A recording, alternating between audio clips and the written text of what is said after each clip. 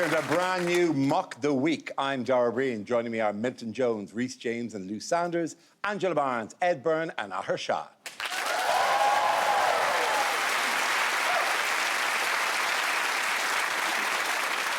We start tonight with a round called Picture of the Week. I show the panel a topical image and ask them to tell me what is happening. So, teens, what's going on here? Bit late for a getaway car. Or is that just where he lives now? It usually drives a younger model, actually.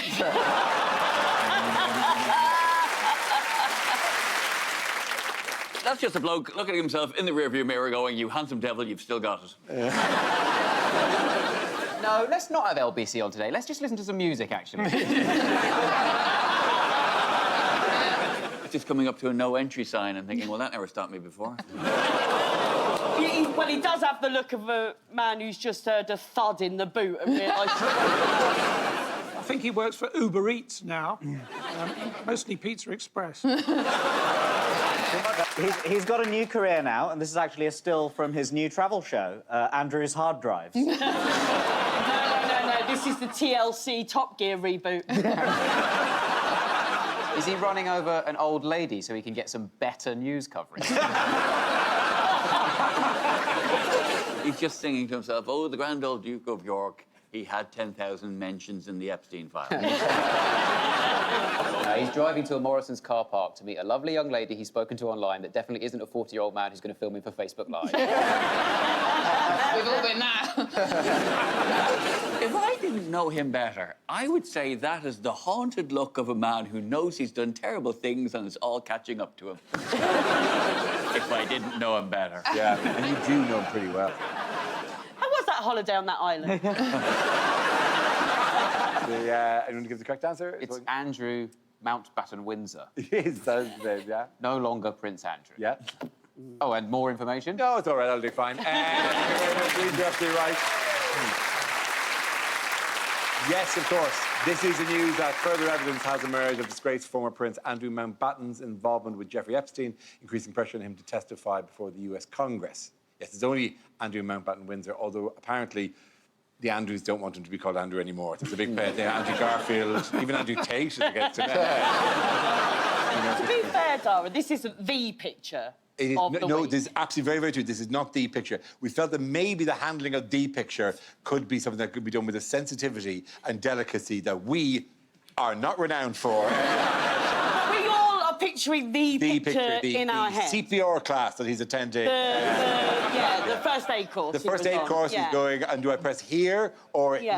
No, that picture, yeah, that's the one. Because I'm thinking, you know, he might have to go and testify in front of Congress. Yeah. And I'm not sure how he'll cope with that, considering he went to pieces with Emily Mateless. How he's going to be in a stateroom with a load of Congress... He'll just be like, oh, no, that can't have been me in that picture. I can't kneel. I don't even have knees. I had knees, but they were shot away in the Falklands. Right.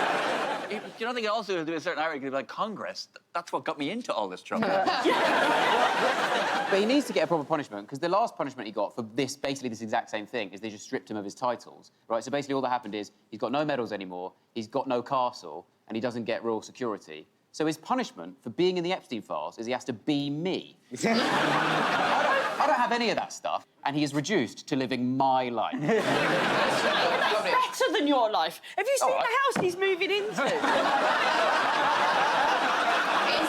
Diving, Angela, all right? I'm trying my best over here. He's not having hot news. That house he's moving into is incredible, and all his friends are like, oh, we're worried he's hit rock bottom. It turns out his rock bottom is my glass ceiling. Yes, it is a thing, and I just think it's a general piece of advice that if you are going to be best friends with, like, a guy who organises sex parties, try to have one whose other hobby is not photography.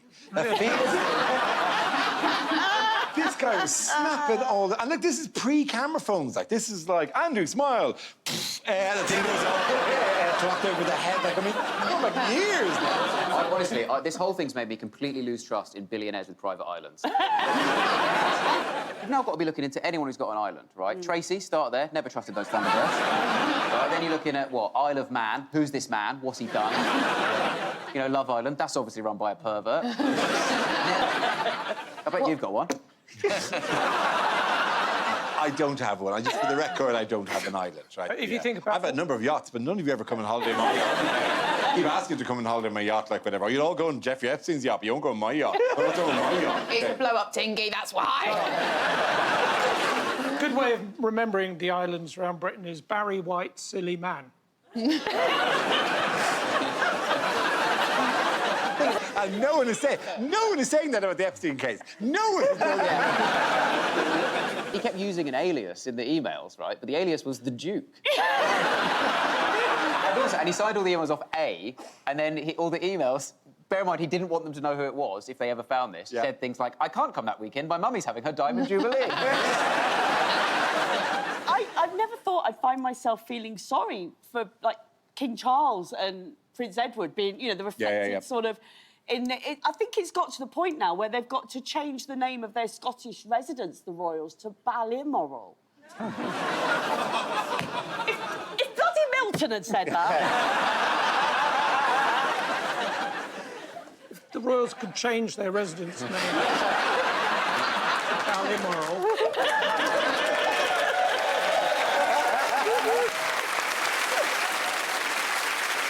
Can I just say one thing I do require to say, which is that basically, obviously, even inclusion in the files themselves does not imply wrongdoing. It's very important to say that. No. I'm going to repeat that again, looking you all in the eye. Inclusion in the file. There's a lot more documents still to come out. Inclusion in the file. Just remember this. Coming from me, inclusion in the file.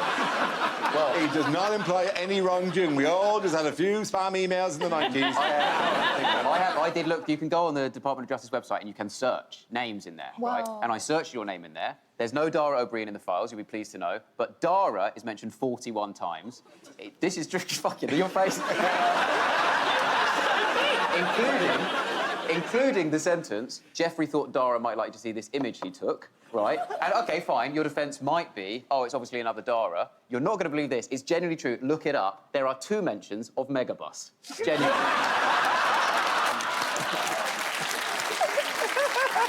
It's true. That is true. The word Dara may well appear quite a lot, but I wouldn't put it past, like, that just being he tried to write deer and spelt it wrong. Like, have you seen the way... Quite poorly written. They're incredibly... They're weird. There's, like, 7 spaces in the middle of words and everything, like, punctuation, all like... Jeffrey Epstein emails like my mum. Like, style, not content. Style, not content. He does. He's very clear. He types like he's being chased by a bear. Also, I've read his inbox is so different to mine, and again, not just content, right? It's all of the emails in his inbox are like relevant to his life. He's not getting any emails from like places he signed up for Wi-Fi once. At no point does it say T-Base Services misses you. I've had a shocktastic Christmas from All Hill Lindor. You know, he just like normal emails. Oh, you think there's when you left the island, you'd immediately get, how was your time in Epstein Island? Really? Rated out of 5? I mean, that feels, you know, wrong. Why has Peter Mandelson had a bad week? Same. Yeah, I mean, just rerun the last few minutes. Just drop the word Peter Mandelson in there, He was in the emails about 6,000 times. But it doesn't seem entirely mutual. It just feels like Mandelson was badgering Epstein. Like, he would not stop emailing him. And all this, I missed you, I love you, where are you, and all that. Just the amount of stuff he was just throwing at Epstein the whole time. I was reading all that and I think, man, do you know what? Maybe Epstein did kill himself. This is the photograph. These are a photograph of Mandelson's thighs, if you're ever wondering what they look like, from a time in a flat, I believe, in Europe. I think that's not on the island. It's in a flat in Europe, but owned by Jeffrey Epstein. You can tell she's a young woman. Look at these kids with their iPads always glued to their face.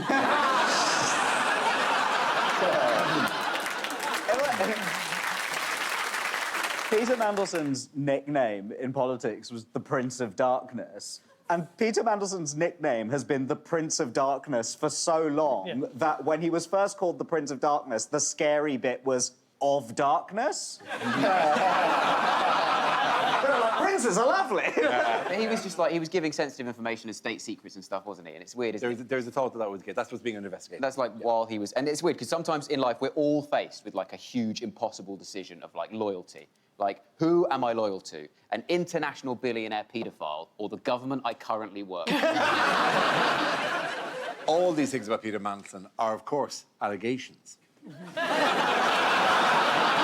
And it's such a betrayal. People are saying this is like the stuff he was revealing is the biggest betrayal of this country for decades or whatever. Like it is. It's absolutely ridiculous what he gave. The only way it could be more of a betrayal for Britain is if he was caught like secretly murdering Paddington and then skipping the queue to see him lying in wait. I like the way that he said, "Oh, I'll do the right thing and I'll leave the Labour Party," as if like it's like going out with someone, setting their house on fire, then going, "I think we should split up." Actually.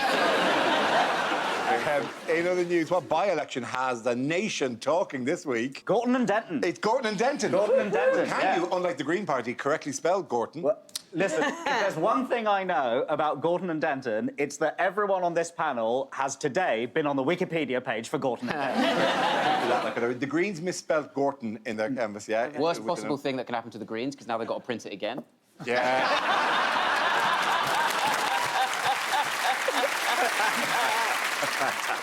The fear is that reform win, but what I'm hearing on the doorstep is don't open the door, there's a weirdo.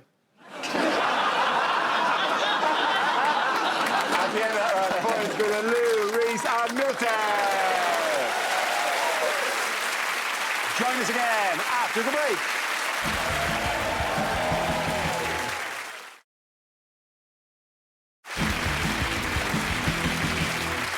The next round is called Between the Lines and features Ed and Reese. Would you make your way to the press pit, please? Reese will deliver a speech in the guise of a leading figure on the world stage, and Ed will translate what they really mean. This week, Reese is Elon Musk. For fuck's this week of all weeks. Greetings. I've been expecting you, Mr. Bond. I have come here to show you I'm just like everyone else.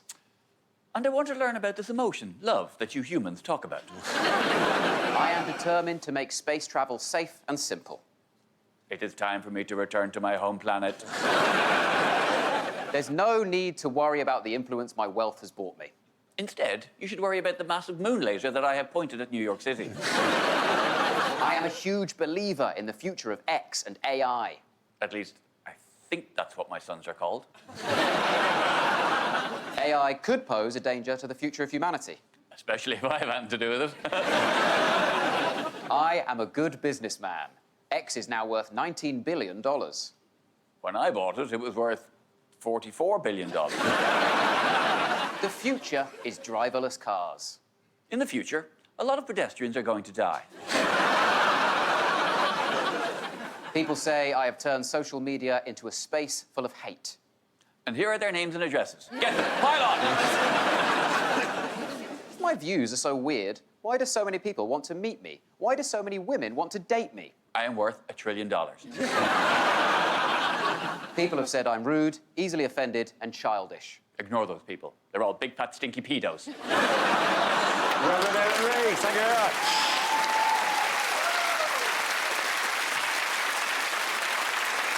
Let's move on now to a game we call Connections. I'll show the panel pictures of two well-known figures and ask them to work out how they might be connected. So, what connects Kermit the Frog and Donald Trump? Ooh, one's an amphibian and the other one's always amphibian. Very nice. Very nice. So these two are connected. They're both Muppets. I feel that was a closing joke, but let's do some more. Up to that. I feel like I'm quite pale. So if I stood in between the two of them, we could make the Irish flag. Is the thing that connects them that they both have fingers that smell of pork? What's odd is that only one of them has ever said quiet piggy. Oh, yeah. We've very successfully taken a news story and made it relevant to the question. I mean, people wonder why it is all just cock jokes, but that's why. Is it, despite being the right age, neither of them served in Vietnam? I think we can only really hold that against one of them. It would be very harsh. One of them is friends with a count.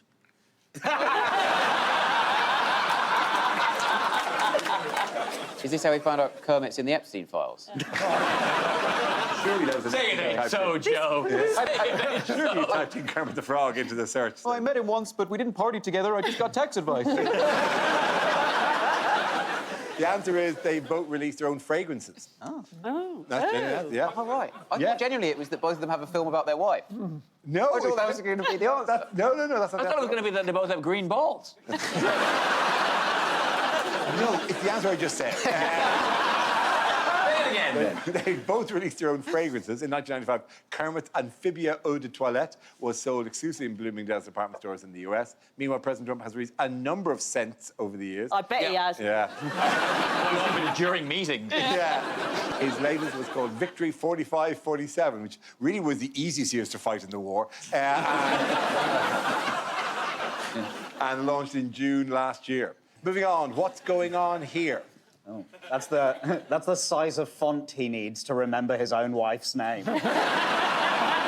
Well, we think he's standing in front of the word Melania. For all we know, he could be at Membry Services. Yeah. I feel like they're standing in front of the best pull quote they could get for the documentary, which was just meh.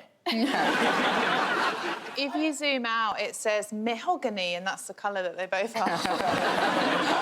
Whenever I see like a beautiful woman and a haggard man like this, there's a little game I like to play, which is it a marriage or is it a Sky Sports presenting duo? It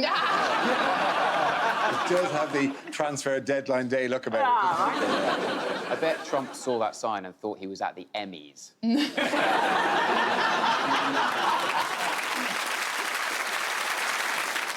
I mean, it looks like they're just coming out of her documentary and he's just going, well, that was shit.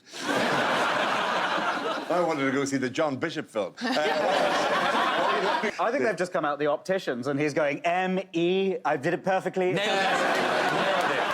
I'm surprised she wanted him to see the film, because he might find out she's foreign. Yes, this is the US President Donald Trump and First Lady Melania at the premiere of Melania in Washington, D.C. You already knew that. It's exciting to have her in a documentary, though, because there are so many types of documentary you think Melania would not be ideal for. Like a wildlife documentary, which just stands somewhere in the jungle going, eat, where, eat, eat, then where. The amazing thing to me is that it's like, it genuinely is, there is a great story. Melania's story is amazing, but it's just a bad film. Right. Her actual story is that she came from abject poverty and rose up to the highest possible position a woman could be in America, the president's wife.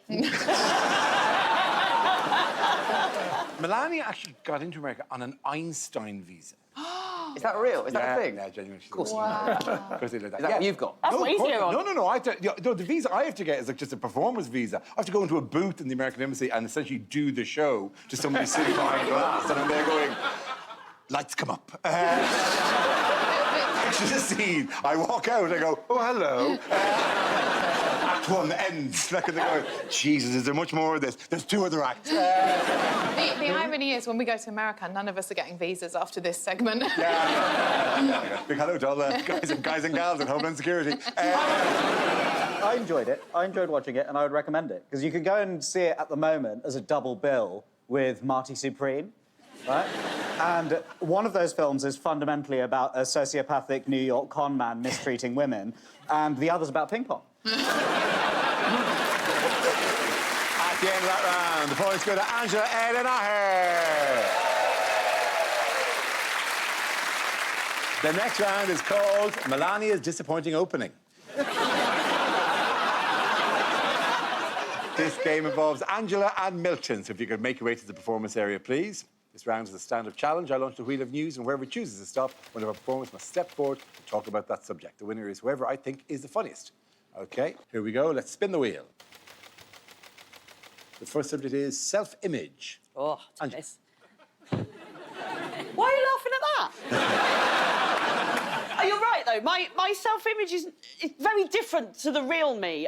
This isn't the woman I thought... I'm going to be 50 this year. I'll give you a moment for a gasp of surprise. Fuck you. It's not the sort of woman I thought I would be, approaching 50. It's the sort of woman, and there'll be some of you in here, some of you watching at home, it's the sort of woman who wakes up in the morning and with nothing but confidence puts on a white top. And by lunchtime, she doesn't look like Bruce Willis at the end of Die Hard. You know what? You've seen them, haven't you? Skinny women in white tops. They hang out in wine bars together, sometimes with white tops and white trousers, drinking red wine, the fucking witches. It's not the woman I am. because also I thought that one day I would get common sense. That's what I thought would happen, because I have my entire life been a demonstration in a lack of common sense. When I was 22, I lost a shoe on the way to work. I'll say that again. I lost a shoe on the way to work. Right, this is what happened. I was working in London at the time. I got on a train. As I stepped on the train, my shoe fell off my foot. It went under the train. I turned round to get off the train, but the doors closed before I could, so I'm now on the train going to central London with one shoe on and bright pink socks. And the entire rush hour carriage saw what happened, but because we were in London, no one said a word. The entire carriage just looked at me and went...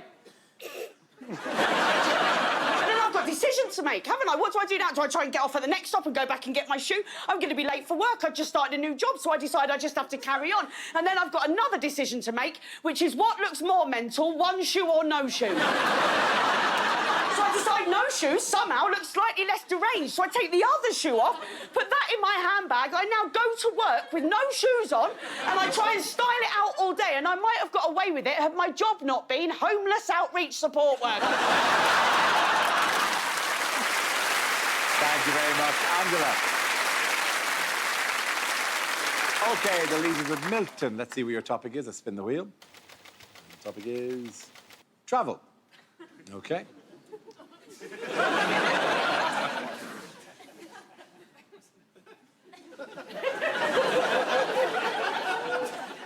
If I understand history correctly, years ago, everyone in this country whose name was Colin was rounded up and transported to places like Canada, India, Australia, in an attempt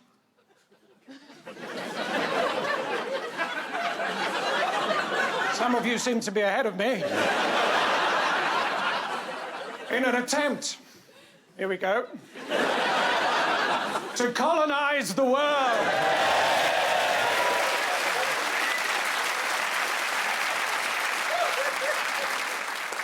Anyone here from up north? I was up in your part of the world the other day, up near Cambridge. Recently, I was just to the north of London, and it turns out, like a lot of people these days, I am, in fact, Luton intolerant.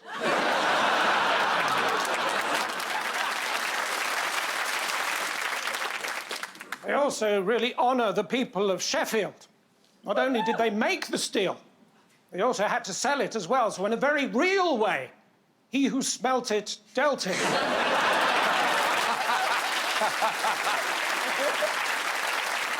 I love travel. I hopped home the other day. I found a shoe on a railway line.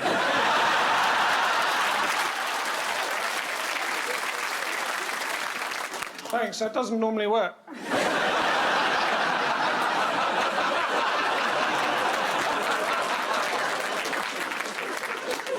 I remember years ago, I had a friend who wasn't very well. He went off the rails. I said to him, Thomas, don't do that again. We love you. I wasn't sure how he'd react, but he was chuffed. People say to me these days, Islamophobia. I say, no, lamb is a type of meat.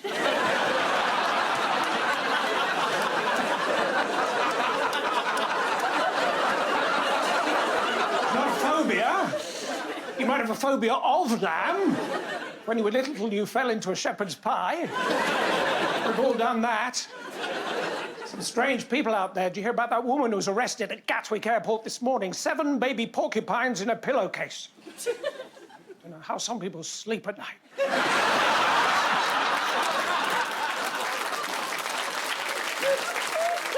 Moped crime, the scourge of our streets. I saw a moped coming towards me the other day. I waited, and he's going past. Whoop, took him off. Just as well, when I opened up what he had in the back, he'd clearly just stolen a human heart.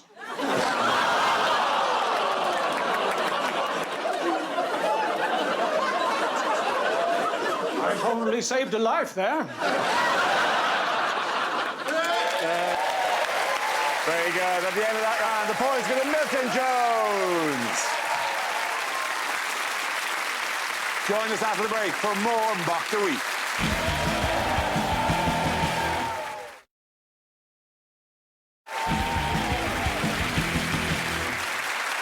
time is called. If this is the answer, what is the question? On the board are 6 categories. Lou, which category would you like? Oh, for me, it's going to have to be politics. All right, that's the kind of show we make. The topic is politics, and the answer is 8 years. What is the question? What did Mike Tyson do to Evander Holyfield? 8 years. 8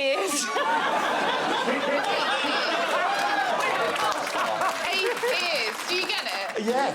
Yes. Wow. I mean, just to put all the chips into the middle of the table like that.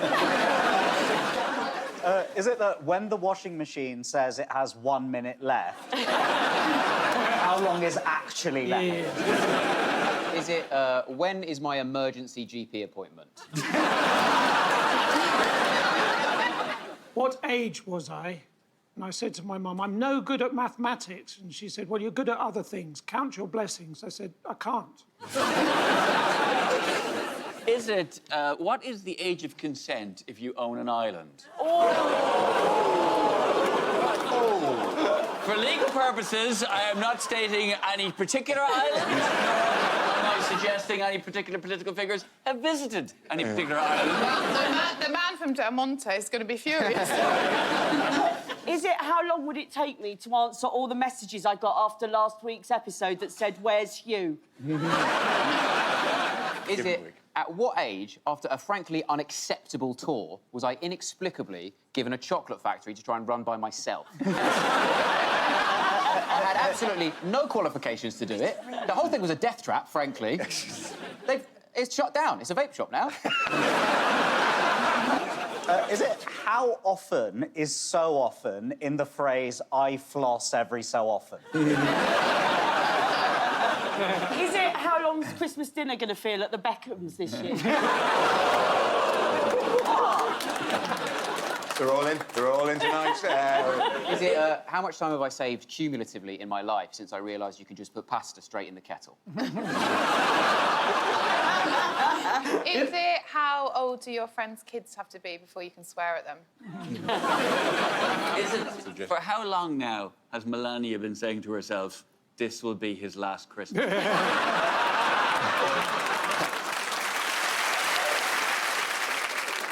Is it how long did Peter Mandelson think emails were kept for?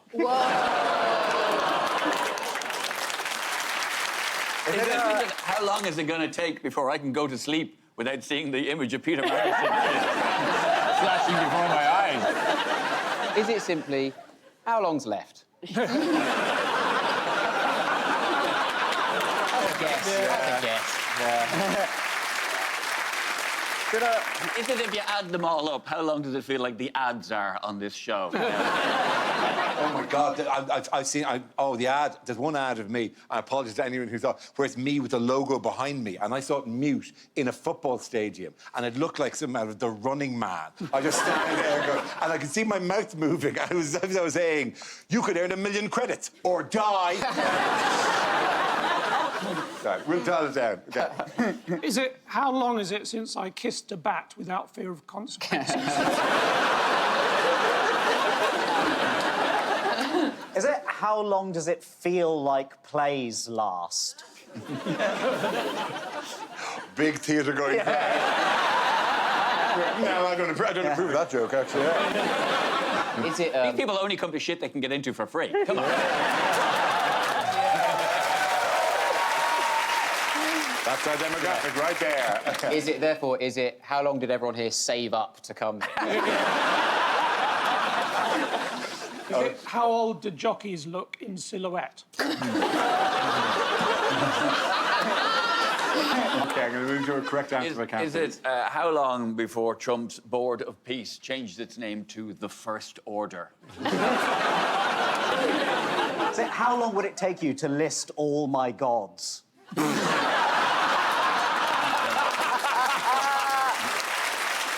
Pretty sure. Once I'd done the elephant one, I'm really... Wait, did you just call him the elephant one? The elephant one. Oh, M. Ganesh. That got it. I didn't say, because I was going to say Gilgamesh. That would have been epic. That's the bad guy from the Smurfs. That's right. Okay. I did not know this is how we got cancelled. Yeah. Will again. Sorry. Yeah, we do need to go towards the correct answer if we can, please. Is it when was the last time a British Prime Minister visited China. That's absolutely right. Thank you very, very much. Yeah. Yes, the question I was looking for was, until Keir Starmer's recent trip, how long had it been since a UK Prime Minister visited China? This is the news that Keir Starmer led a delegation to China to break the 8-year ice age in diplomatic relations between the two countries and to pursue a closer trading partnership. So, what happened on the trip? Well, what happens in China stays in China. Okay. They're very good at surveillance. We were there to sort of negotiate, meet their Prime Minister, and then, is it Prime Minister? Emperor. Divine leader. Yeah. This is why you didn't get the job. Why we didn't send you. Is it Prime Minister? Who cares? We have so little to offer China because, like, they famously make everything, okay? But we need their, like, oil, their microchips, their uranium, and what we offered in return is, like, lower tariffs on whiskey. Yeah. And it really just feels like when you're a teenager and you buy a Christmas present for your parents, and, like, they've got you a PlayStation and a BMX, and you've got your dad this can of shaving foam. He shouldn't be taking presents from China, because if he needs to send them back, it's really hard. There have been a lot of gifts back and forth. So Xi Jinping gave Keir Starmer a copper statue of a horse because it's the Chinese year of the horse. And Starmer gave Xi Jinping a statue of a British guy who's just fucking given up. That's what year it is here. He actually Keir Starmer gave him a football, didn't he? He gave him the football from the Arsenal-Man United game that had taken place about 2 days earlier. Yeah. That's the only thing, isn't it? Football, where you give someone the... Like, it doesn't happen in other areas of cultural... Like, you don't go to the ballet and then give someone the lead fella's codpiece. The weird thing about it is that she isn't even into football. Starmer just misread his name as 11. His official role is starting Xi. Because we've got to negotiate with China now, basically. Yeah. That's the thing, haven't we? Right? And for years, we've been anti-negotiate with China because they're like an evil dictatorship or whatever, right? But now, they're the most powerful economy in the world, so we have no choice. And it's just exactly like the nerdy girl in an American high school movie who suddenly gets hot. And what's effectively happened with this economy is China has taken off its glasses and let down its hair. And we've gone, oh, my God, you're gorgeous. You can have all the sweatshop shops you want as long as you go to prom with me, please. Do you realise you just said sweat socks? Yes. I was very much hoping no one noticed that. Apparently, when he was in Beijing, Starmer asked to see the Forbidden City, but they said no. No, they gave him a labubu. They gave him Oh, a special, I did. Yeah. They gave him a really special labubu It's not whose labubu. eyes follow you around the room. And you started by leaning into the labubu and going, testing, one, two, to bring luck to all of your private meetings. Yeah. Ignore the beeping and clicking noises it makes as it uploads the good fortune. If the labubu asks you to speak louder, then you should speak louder. But also, we've got to work with China, haven't we? Because we want an alternative to Trump, because Trump's too mad, right? And the thing is, like, China, evil, whatever, but at least they do it in a predictable way, like you say, right? China is like, oh, China want to spy on us. Why? Because they want some information. With Trump, it's like, oh, Trump's going to bomb Burundi and put a tariff on urinal cakes. Why? Because he didn't win the Booker Prize? To commemorate Prime Minister Keir Starmer's historic visit to the country, let's see how much you all know about China. OK, what holds parts of the Great Wall of China together? Sticky rice! Jinx! Yes! You both No, know. that was a joke. What's my... What? No, it's true. Sticky rice. Yeah, it is, yeah. Shut up. Sticky Rice is the nickname of the guy who meant the wall. That was meant... No, it's genuinely sticky rice. It was at the time. Wait, and you two were both guessing? Yeah. That's the most racist guess I've ever heard of. It only takes 45 minutes to be sharing the one studio before women's punchlines start to pour. At the end of that round, the points go to Lou, Reese and Milton. Join us after the break for more Mock the Week.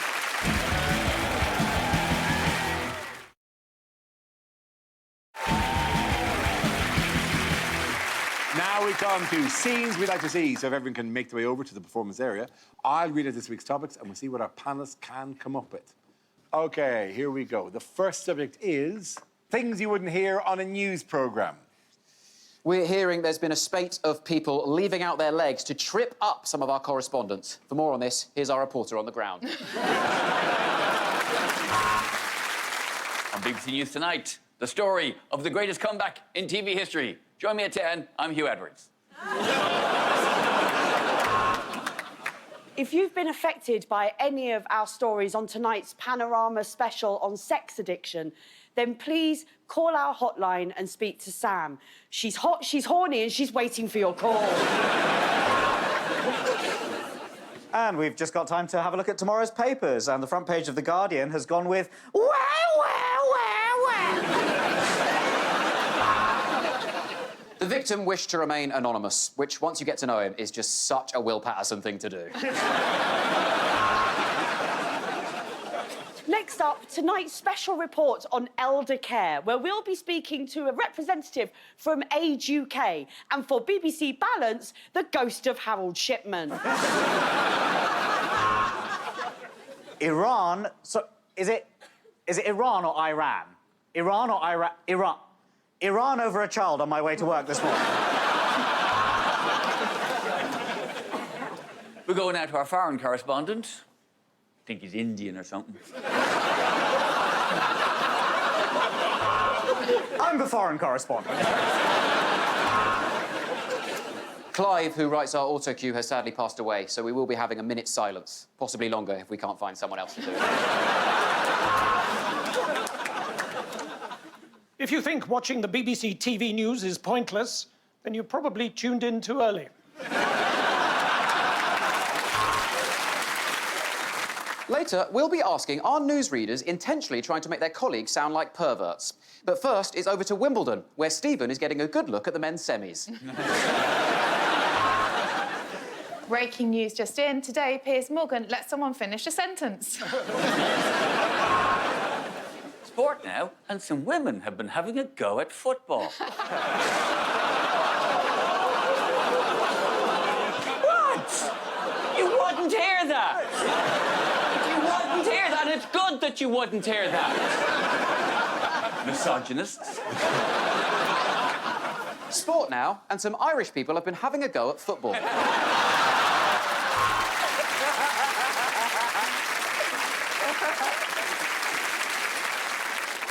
Breaking news, the chairman of the BBC has been sacked for letting outrageously good talent go to another TV channel.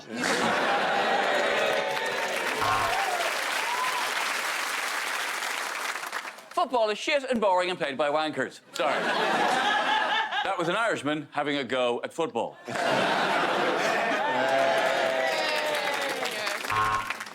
Previously on the news. Everything.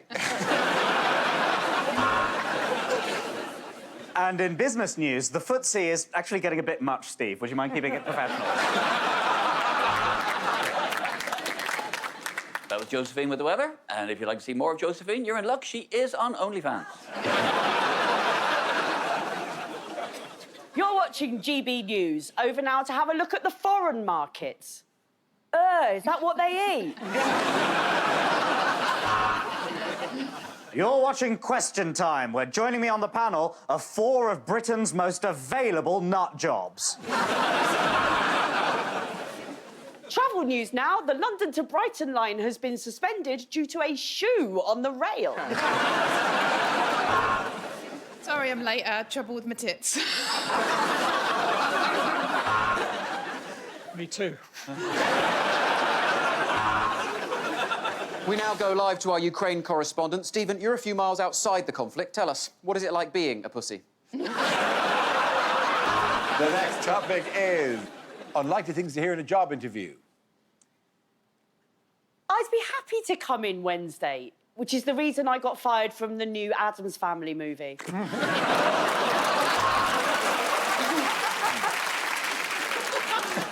Can I confirm I'm not using ChatGPT to help me with this Zoom interview? That's an awesome question. Here's a list of 10 possible responses. Yes, I have done my research. For instance, I know exactly what school your children go to. Yes, computers are my life, really. I know an awful lot about them, yes. And even when I go to a restaurant, you know, I trip up the waiter and shout, "The server's down!"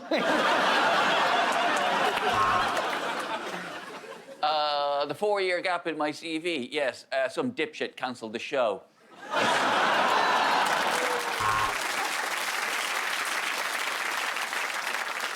No, you seem like a perfect candidate, Miss Barnes, but you're not wearing any shoes. And were you breastfed, my love? And would you like to be? So are the Lighthouse family a family who live in a lighthouse or a family whose surname is Lighthouse? Sorry, questions about the job? No. I've wanted to be an auctioneer ever since I was a little boy. I dreamt about it once, I dreamt about it twice, I dreamt about it 3 times. Oh, no, you don't want me? OK, I'm gone. And then I let the 3 final guys finish off on my chest. And that's an example of how I'm good at teamwork. The 3 years in Wormwood Scrubs. Was I the warden? Yeah, let's go with that. Yeah. Yes, the last genetic lab I worked in, I crossed a pit bull terrier with a boomerang. Unfortunately, it came back to bite me. Oh, I don't know, probably shagging identical twin brothers. Oh, you mean my greatest workplace achievement? Interesting fact about me, I've got an identical twin brother. Do I have any questions for you? How good is the Wi-Fi in the toilets? Hustler, Grindr. These are just 2 of the apps I've been banned from.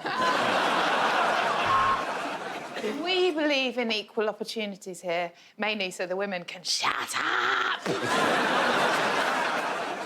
Have I got any questions? Well, what kind of cars does this garage have?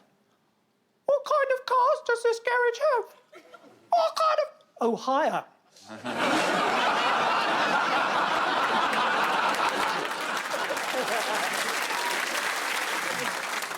A critique I got at my last job, that I put people down, which is apparently abusing my power as a vet. What are my first impressions? I'm Gary, the CEO. My wife left me and I think of cabbage. My biggest strength, knowing when not to answer questions. My biggest weakness, probably tits. At the end of that round, the points go to Lou, Reese and Milton.